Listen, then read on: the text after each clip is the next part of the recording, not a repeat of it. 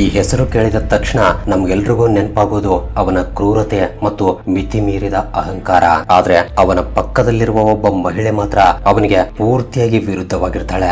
ಅವಳೇ ಮಂಡೋದರಿ. ಹಾಗಾದ್ರೆ ಅಪಾರವಾದ ಜ್ಞಾನ, ಅಪ್ರತಿಮ ಸೌಂದರ್ಯ, ಸದಾ ಧರ್ಮದ ಹಾದಿಯಲ್ಲಿ ನಡೀತಾ ಇರುವ ಇಂತಹ ಒಬ್ಬ ಮಹಾನ್ ಸಾಧ್ವಿ 3 ಲೋಕಗಳೇ ನಡುತ್ತಾ ಇರುವ ರಾವಣನ ಹೆಂಡತಿಯಾಗಿದ್ದು ಹೇಗೆ? ಎಲ್ಲದಕ್ಕಿಂತ ದೊಡ್ಡ ಆಶ್ಚರ್ಯ ಏನು ಅಂದ್ರೆ 3 ಲೋಕಗಳನ್ನೇ ಮೆಚ್ಚುವಷ್ಟು ಸೌಂದರ್ಯವತಿಯಾಗಿರುವ ಮಂಡೋದರಿ ತನ್ನ ಹಿಂದಿನ ಜನ್ಮದಲ್ಲಿ ಒಂದು ಕಪ್ಪೆ ಆಗಿದ್ಲು ಅನ್ನೋದು ನಿಮ್ಮಲ್ಲಿ ಎಷ್ಟು ಜನರಿಗೆ ಗೊತ್ತು? ಒಂದು ಚಿಕ್ಕ ಕಪ್ಪೆ ಚಿನ್ನದ ಲಂಕೆಯ ಮಹಾರಾಣಿಯಾಗಿದ್ದು ಹೇಗೆ? ಒಂದು ರಾಕ್ಷಸ ಸಾಮ್ರಾಜ್ಯದ ಮಹಾರಾಣಿಯಾಗಿದ್ರು ಆಕೆ ಧರ್ಮವನ್ನ ಯಾಕೆ ಬಿಡ್ಲಿಲ್ಲ? ನಿಜಕ್ಕೂ ರಾವಣನ ಸಾವಿನ ನಂತರ ಮಂಡೋದರಿ ಏನಾದ್ಲು, ಎಲ್ಲಿಗೆ ಹೋದ್ಲು? ಇಂತಹ ಎಲ್ಲಾ ವಿಷಯಗಳ ಬಗ್ಗೆ ಇವತ್ತಿನ ಈ ವಿಡಿಯೋದಲ್ಲಿ ಡೀಟೇಲ್ ಆಗಿ ತಿಳಿದುಕೊಳ್ಳೋಣ. ಸೊ ವಿಡಿಯೋ ತುಂಬಾ ಇಂಟ್ರೆಸ್ಟಿಂಗ್ ಆಗಿರುತ್ತೆ, ಎಲ್ಲೂ ಸ್ಕಿಪ್ ಮಾಡದೆ ಕೊನೆವರೆಗೂ ನೋಡಿ. ಹಾಗೆ ವಿಡಿಯೋ ಇಷ್ಟವಾದ್ರೆ ತಪ್ಪದೆ ವಿಡಿಯೋಗೆ ಒಂದು ಲೈಕ್ ಕೊಟ್ಟು ನಿಮ್ಮ ಫ್ರೆಂಡ್ಸ್ ಅಂಡ್ ಫ್ಯಾಮಿಲಿಗೂ ಈ ವಿಡಿಯೋವನ್ನ ಶೇರ್ ಮಾಡಿ.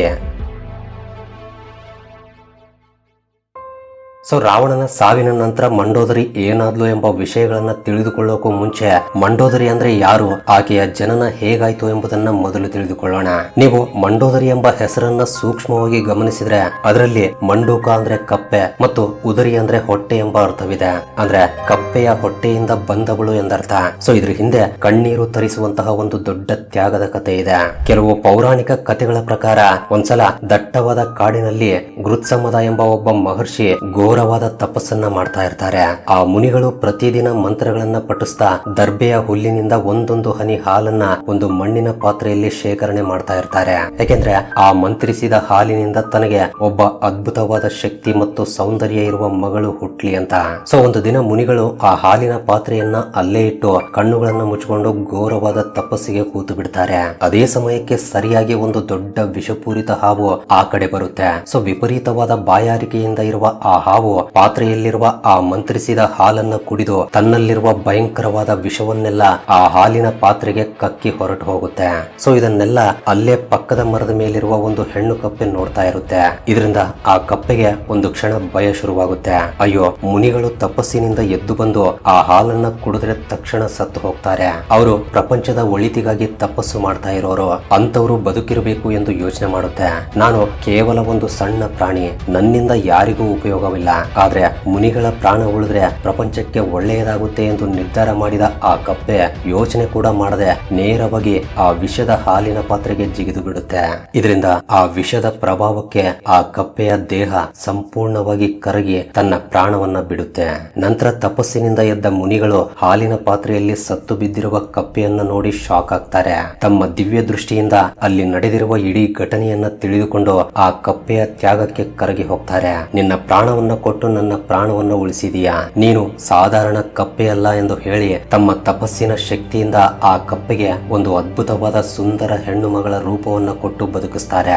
ಸೊ ಅದೇ ಸಮಯಕ್ಕೆ ಸರಿಯಾಗಿ ರಾಕ್ಷಸರ ಅತಿದೊಡ್ಡ ವಾಸ್ತುಶಿಲ್ಪಿಯಾಗಿರುವ ಮಹಾನ್ ಮಯಾಸುರ ಮತ್ತು ದೇವಲೋಕದ ಅಪ್ಸರೆಯಾಗಿರುವ ಹೇಮ ಆ ಕಾಡಿಗೆ ಬರ್ತಾರೆ. ಸೊ ಅವರಿಗೆ ಮಕ್ಕಳಿಲ್ಲದ ಕಾರಣ ಮುನಿಗಳು ಆ ಸುಂದರವಾದ ಹೆಣ್ಣು ಮಗುವನ್ನ ಅವರಿಗೆ ಕೊಟ್ಟು ಈಕೆಯ ದೇಹ ಕಪ್ಪೆಯ ಹೊಟ್ಟೆಯಿಂದ ಸೃಷ್ಟಿಯಾದ ಕಾರಣ ಇವಳು ಇನ್ ಮುಂದೆ ಮಂಡೋದರಿ ಎಂಬ ಹೆಸರಿನಿಂದ ಪ್ರಸಿದ್ಧಿಯಾಗ್ತಾಳೆ ಎಂದು ಆಶೀರ್ವಾದ ಮಾಡ್ತಾರೆ. ಸೊ ಮಯಾಸುರನಿಗೆ ಮಾಯಾ ವಿದ್ಯೆಗಳು ಮತ್ತು ಅದ್ಭುತವಾದ ಮಾಯಾ ಕಟ್ಟಡಗಳನ್ನ ಕಟ್ಟುವ ಶಕ್ತಿ ಇರುತ್ತೆ. ಇಂತಹ ಮಾಯಾ ಜಗತ್ತಿನಲ್ಲಿ ಬೆಳೆದರೂ ಕೂಡ ಮಂಡೋದರಿ ಚಿಕ್ಕ ವಯಸ್ಸಿನಿಂದಲೇ ಅತ್ಯಂತ ಬುದ್ಧಿವಂತೆ ಮತ್ತು ಧರ್ಮದ ಬಗ್ಗೆ ಅಪಾರವಾದ ಜ್ಞಾನವನ್ನ ಹೊಂದಿರ್ತಾಳೆ. ಅಂಡ್ ಅಷ್ಟೇ ಅಲ್ಲ, ಆಕೆ ಕೂಡ ಸಾಕ್ಷಾತ್ ಪರಮಶಿವನ ಪರಮ ಭಕ್ತೆಯಾಗಿದ್ಲು. ಹಾಗಾದ್ರೆ ಇಂತಹ ಸಾಧ್ವಿ ರಾವಣನ ಕಣ್ಣಿಗೆ ಬಿದ್ದಿದ್ದು ಹೇಗ್ ಗೊತ್ತಾ? ಸೊ ಇದ್ರ ಹಿಂದೆ ಕೂಡ ಒಂದು ಇಂಟ್ರೆಸ್ಟಿಂಗ್ ಕಥೆ ಇದೆ. ಒಂದ್ಸಲ ರಾವಣ ತನ್ನ ಅಹಂಕಾರದಿಂದ 3 ಲೋಕಗಳನ್ನ ಗೆಲ್ಲಬೇಕು ಅಂತ ದಿಗ್ವಿಜಯಕ್ಕೆ ಹೊರಡ್ತಾನೆ. ಈ ರೀತಿ ತನ್ನ ಶಕ್ತಿಯ ಮದದಲ್ಲಿ ಹೋಗ್ತಾ ಇರುವಾಗ ವಿಂಧ್ಯ ಪರ್ವತಗಳ ಹತ್ರ ಒಂದು ದಟ್ಟವಾದ ಕಾಡಿನಲ್ಲಿ ಮಯಾಸುರ ಮತ್ತು ಆತನ ಮಗಳಾದ ಮಂಡೋದರಿಯನ್ನ ಅನ್ಎಕ್ಸ್ಪೆಕ್ಟೆಡ್ ಆಗಿ ಭೇಟಿಯಾಗ್ತಾನೆ. ಸೊ ಮಂಡೋದರಿಯ ಆಕರ್ಷಕವಾದ ಮತ್ತು ತೇಜಸ್ಸಿನಿಂದ ಕೂಡಿದ ಆ ದೈವಿಕ ಸೌಂದರ್ಯವನ್ನ ನೋಡಿದ ತಕ್ಷಣ ರಾವಣನಿಗೆ ಮೊದಲ ನೋಟದಲ್ಲೇ ಆಕೆಯ ಮೇಲೆ ವಿಪರೀತವಾದ ಮೋಹ ಹುಟ್ಟುತ್ತೆ. ತಕ್ಷಣವೇ ಮಯಾಸುರನ ಹತ್ರ ಹೋಗಿ ನಾನು ಮಹರ್ಷಿ ವಿಶ್ರವಸರ ಮಗ, ಸಾಕ್ಷಾತ್ ಬ್ರಹ್ಮದೇವನ ಮರಿಮಗ, ಲಂಕಾಧಿಪತಿ ರಾವಣ. ಈ 3 ಲೋಕಗಳನ್ನೇ ಆಳುವ ಶಕ್ತಿ ನನಗಿದೆ. ನಿನ್ನ ಮಗಳನ್ನ ನಾನು ಮದುವೆಯಾಗೋಕೆ ಇಷ್ಟಪಡ್ತಾ ಇದ್ದೀನಿ ಅಂತ ತನ್ನ ಅಧಿಕಾರದ ದರ್ಪದಿಂದ ಕೇಳ್ತಾನೆ.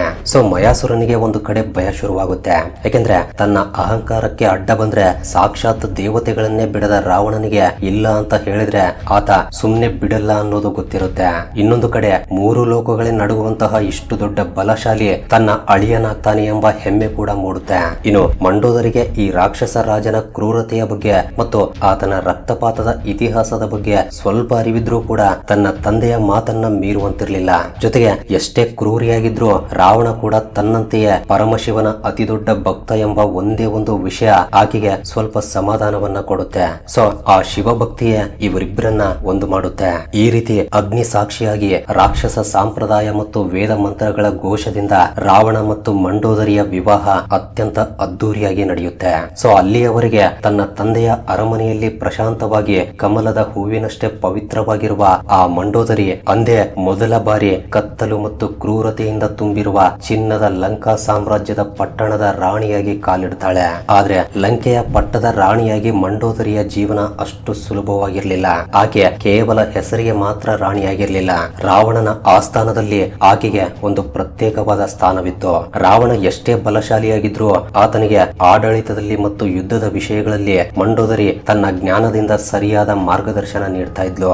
ರಾವಣನಿಗೆ ಯುದ್ಧ ಮಾಡುವುದು, ಬೇರೆ ರಾಜ್ಯಗಳ ಮೇಲೆ ದಾಳಿ ಮಾಡುವುದು ಅಂದ್ರೆ ವಿಪರೀತ ಹುಚ್ಚು. ಸೊ ಆತನ ಈ ರಕ್ತಪಾತದ ಬುದ್ಧಿಯನ್ನ, ಯುದ್ಧದ ಗೀಳನ್ನ ಹೇಗಾದ್ರೂ ಮಾಡಿ ಕಡಿಮೆ ಮಾಡಬೇಕು ಎಂದು ಮಂಡೋದರಿ ಒಂದು ಅದ್ಭುತವಾದ ಆಟವನ್ನ ಕಂಡು ಹಿಡಿತಾಳೆ. ಅದೇ ಚದುರಂಗ, ಅಂದ್ರೆ ಇವತ್ತಿನ ಕಾಲದ ಚೆಸ್ ಆಟ. ಹೌದು, ಕೆಲವು ಪೌರಾಣಿಕ ಉಲ್ಲೇಖಗಳ ಪ್ರಕಾರ ರಾವಣನ ತಲೆಯನ್ನ ಯುದ್ಧದಿಂದ ಬೇರೆ ಕಡೆ ಡೈವರ್ಟ್ ಮಾಡೋಕೆ ಮಂಡೋದರಿಯೇ ಈ ಚೆಸ್ ಆಟವನ್ನ ಸೃಷ್ಟಿಸಿದಾಳೆ ಎಂದು ಹೇಳಲಾಗುತ್ತೆ. ಆದ್ರೆ ರಾವಣನಿಗೆ ತನ್ನ ಶಕ್ತಿಯಿಂದ ದಿನೇ ದಿನೇ ಅಹಂಕಾರ ಜಾಸ್ತಿ ಆಗ್ತಾ ಬರುತ್ತೆ. ಸೊ ತನ್ನ ಗಂಡ ತಪ್ಪು ದಾರಿಯಲ್ಲಿ ಹೋಗ್ತಾ ಇದ್ದಾನೆ ಅಂತ ಗೊತ್ತಿದ್ರು ಆತನನ್ನ ಸರಿಯಾದ ದಾರಿಗೆ ತರೋಕೆ ಒಬ್ಬ ಪತ್ನಿಯಾಗಿ ಆಕೆ ಪಟ್ಟಿರುವ ಪಾಡು ನಿಜಕ್ಕೂ ಅಸಾಧಾರಣ ಅಂತ ಹೇಳ್ಬೋದು. ಸೊ ವಾಲ್ಮೀಕಿ ರಾಮಾಯಣದಲ್ಲಿ ಬರುವ ಆ ಒಂದು ದೊಡ್ಡ ಟರ್ನಿಂಗ್ ಪಾಯಿಂಟ್ ಇಡೀ ಲಂಕೆಯ ಭವಿಷ್ಯವನ್ನ ಬದಲಾಯಿಸಿ ಬಿಡುತ್ತೆ.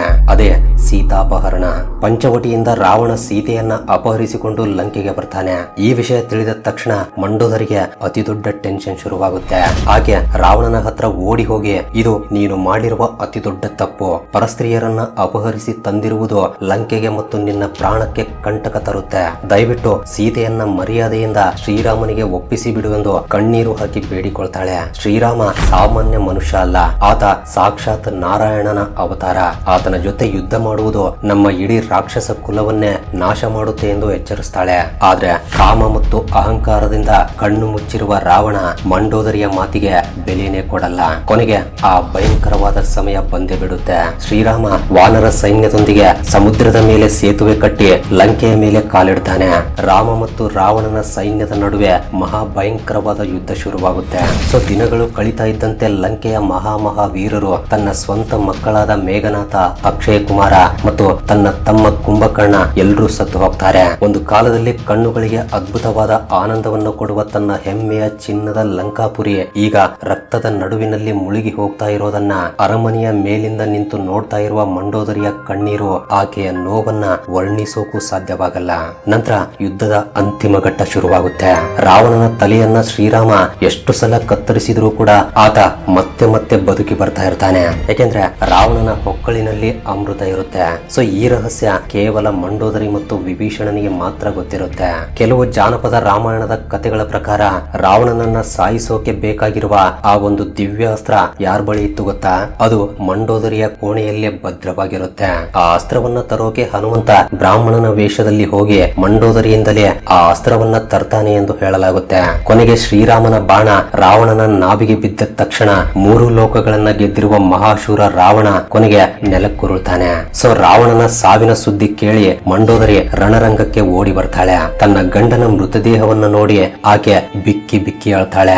ಆಕೆ ಕಣ್ಣೀರು ಹಾಕ್ತಾ, ನೀನು ನಿನ್ನ ಅಹಂಕಾರದಿಂದ, ನಿನ್ನ ಕಾಮದಿಂದ ಇಡೀ ಲಂಕೆಯನ್ನ ನಾಶ ಮಾಡಿದೀಯಾ. ನಿನ್ನ ಅಹಂಕಾರವೇ ಇವತ್ತು ನಿನ್ನನ್ನ ಬಲಿ ತೆಗೆದುಕೊಂಡಿದೆ ಎಂದು ತನ್ನ ಗಂಡನ ತಪ್ಪುಗಳನ್ನ ನಿರ್ದಾಕ್ಷಿಣ್ಯವಾಗಿ ಒಪ್ಪಿಕೊಳ್ತಾಳೆ. ತನ್ನ ಗಂಡ ಸತ್ತಾಗ್ಲೂ ಕೂಡ ಆತನ ತಪ್ಪುಗಳನ್ನ ಎತ್ತಿ ತೋರಿಸುವ ಆಕೆಯ ಧರ್ಮನಿಷ್ಠೆ ಎಷ್ಟು ಗ್ರೇಟ್ ಅಲ್ವಾ? ಹಾಗಾದ್ರೆ ರಾವಣನ ಸಾವಿನ ನಂತರ ಮಂಡೋದರಿಗೆ ಏನಾಯ್ತು ಎಂಬ ವಿಷಯ ಬಹಳಷ್ಟು ಜನರಿಗೆ ಗೊತ್ತಿಲ್ಲ.